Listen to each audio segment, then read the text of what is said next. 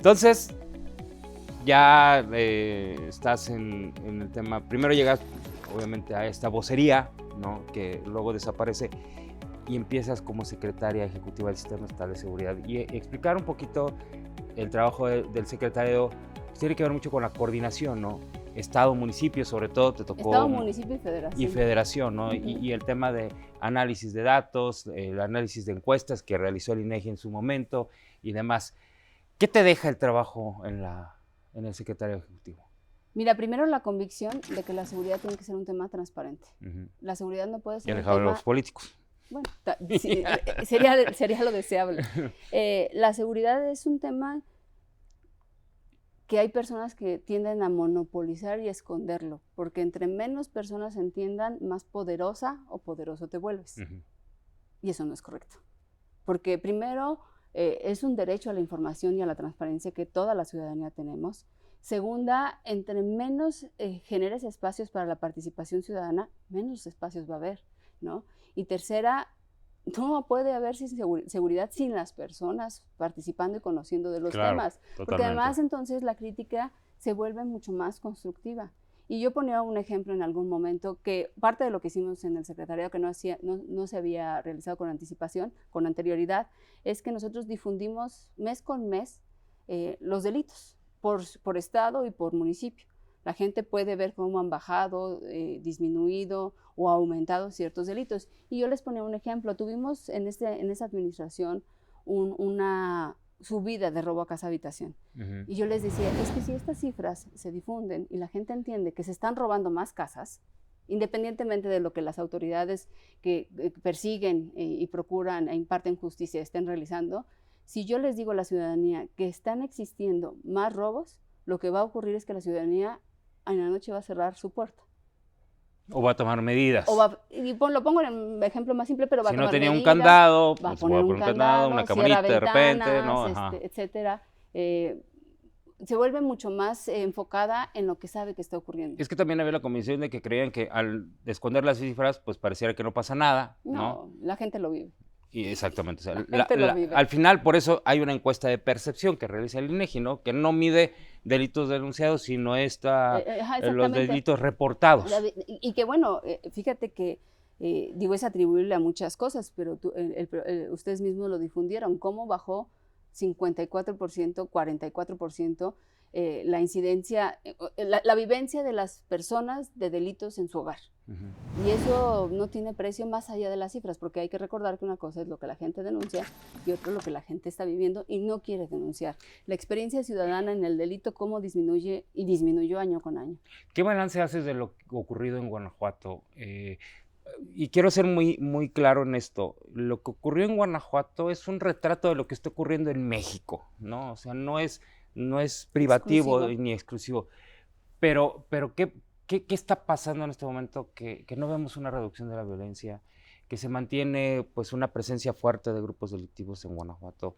¿Qué está pasando desde el ámbito en que tú lo viviste y en que lo estás viendo en este momento? Yo me iría de lo general a lo particular. Un delincuente tiene dos opciones en su haber o en su día. Una es esconderse de la autoridad y otra ver hacia dónde más va a buscar dinero, porque finalmente es la motivación siempre del delincuente es económica. Claro. Si son sus dos ocupaciones, de dónde saca más dinero y cómo esconderse de la autoridad. Si ese delincuente no está siendo perseguido por la autoridad y no se tiene que esconder, tiene más tiempo para seguirse expandiendo y seguir buscando actividades criminales que le dejen más dinero. Es decir, le quitan la preocupación de andarse escondiendo, entonces, pues, bendito sea Dios, venga lo que venga, ¿no? En término país, no hemos tenido una detención de muchos líderes. Hay, pero de muy pocos y muy focalizadas. Si tú detienes partes medias o al delincuente que está en la calle, no va a pasar nada. Porque se va a ser sustituido y sustituido y sustituido mientras no detengas a los principales cuadros, a quien paga, etcétera, etcétera, y a que no detenga las actividades en el tema financiero, es decir, que no corte el dinero. Entonces, lo que tienes es un reclutamiento constante de jóvenes que francamente son engañados porque difícilmente alguien que participa en actividades delictivas tiene una vida plena, bonita y demás. Entonces, eso afecta pues, absolutamente a todo el país. Estás viendo la expansión de las organizaciones criminales que buscan reclutar y que buscan hacerse presentes a través de franquicias. Por ejemplo, franquicias del crimen, ¿no? O sea, en cada uno de los estados y en cada uno de los municipios. Entonces, eso es lo que genera, y de Guanajuato pues no es exclusivo, estamos hablando del grupo, de la presencia de organizaciones criminales en el estado. ¿Qué creo yo? Que en términos de seguridad uno tiene que poder con, sin y a pesar de. Cuando uno echa culpas, cuando uno dice no me ayudan, o cuando uno dice es responsabilidad de ellos, cuando uno dice es responsabilidad de aquellos, no va a haber resultado. No va a haber resultado. Es qué puedo hacer yo en lo que la ley me faculta, con mucha visión de Estado, con E mayúscula, pero también con E minúscula de Estado de Guanajuato, para atender esta problemática. Yo estoy convencida que la investigación no tiene que existir a partir del hecho consumado. Tiene que existir una investigación preventiva también, que eso es fundamental. No es deseable que te esperes a investigar un criminal cuando ya mató, sino qué actividades criminales ha desarrollado previamente que te permitan detenerlo en el momento justo, con los elementos judiciales correctos, para que no cometa lo que en algún momento iba a cometer. Creo que hemos mal pensado que la prevención son las pláticas, son los cilindros con logotipos y demás, y la realidad es que la prevención es la información, es la investigación, es la actuación adecuada y pronta. Y bueno, y uno de los temas que justamente platicaba yo hace algunos días con alguien es el tema de las armas. Las armas entran a México de una manera indiscriminada. Sí tenemos problemas en las fronteras, ¿no? Quien ha cruzado por vía terrestre la frontera, por ejemplo, con Estados Unidos, pues ha visto que puede entrar lo que sea y difícilmente va a ser inspeccionado. Entonces, estamos muy enfocados en el tema de drogas, de criminales, etcétera, pero en el caso de armas también está faltando mucho trabajo desde la frontera, ¿no? ¿Será que venimos haciendo lo mismo de siempre? Sí, tristemente sí. ¿No? Porque al final esta espiral descendente, ¿no? Parece infinita y hoy, por ejemplo, recuerdo que el sexenio del expresidente Felipe Calderón cerró con alrededor de 119, 120 mil homicidios. Luego viene Enrique Peña Nieto con 130, 140 mil homicidios. Y ahora ya llevamos 190 mil, estamos por cerrar con 200 mil homicidios. Más el tema de desaparecidos, más el crecimiento de grupos delictivos. La captura, sí, hoy de dos importantes criminales, ¿no? Que están en Estados Unidos, que no fueron capturados por el gobierno mexicano, pero que además eso no garantiza el desmantelamiento de este grupo delictivo.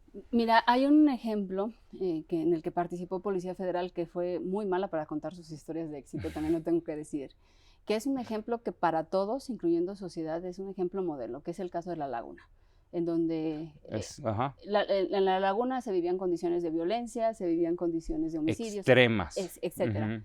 Te quiero decir en 2 minutos qué fue lo que se hizo. Por parte de Policía Federal, una investigación amplia, grande, que permitirá desmantelar justamente a estos grupos delictivos, pero no solamente a la cabeza, sino esa vez, en aquella ocasión se detuvieron 15, 20 personas, que eran la estructura principal del tema, y en un solo momento.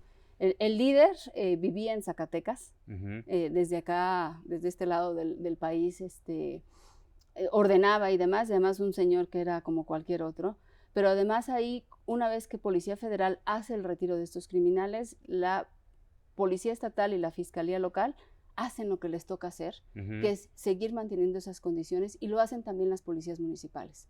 Y lo hace la sociedad con un tema de vigilancia. Y donde intervienen 2 estados ahí, porque además era Coahuila y Durango, no nada más era.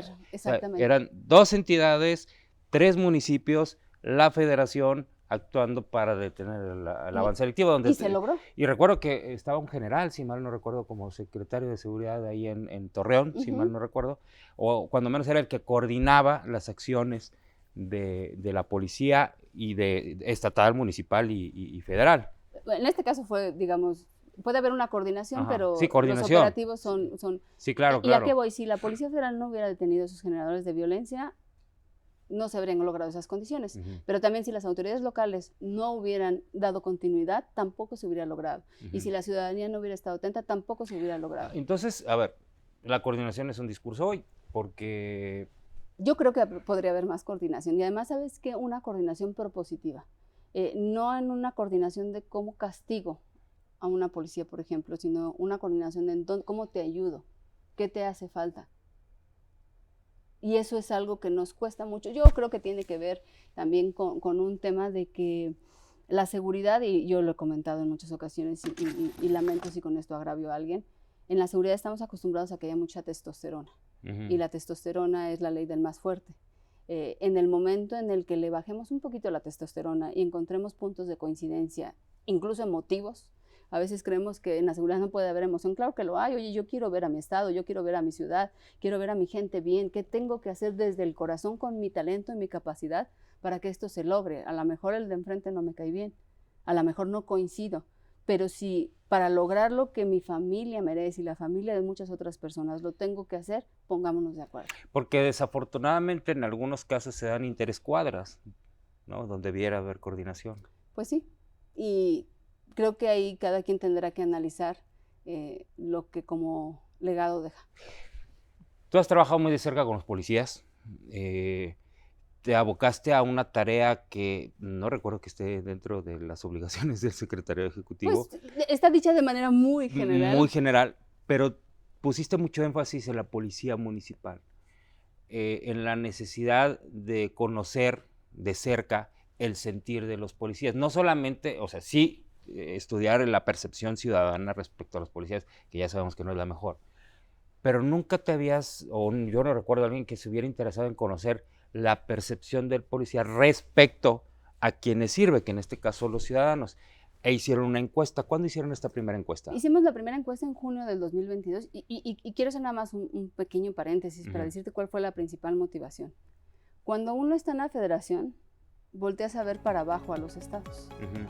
Ves a la policía municipal y crees que todos son corruptos y que todos son malas personas y que todo está terrible. Igual en el caso de algunas entidades federativas. Y si seguimos con ese juego, no vamos a llegar a ningún lado. Yo cuando llegué, digamos, a tierra, al tema de seguridad, en el primer nivel de contacto, entiendes que el policía municipal es una persona, es una madre, padre de familia, con necesidades, retos, y que si no tenemos una policía como sociedad, no tenemos nada. Entonces, ¿por qué la seguimos pateando? Es que decir que todos los policías son corruptos es como decir fácil, que todos los periodistas son chayoteros, y es como decir que todos los médicos y todos los políticos y todo pero estamos acostumbrados. Exactamente. Incluso desde el sistema. ¿Me permites una pausita? Vamos a regresar justo con este análisis. Regresamos después de esto.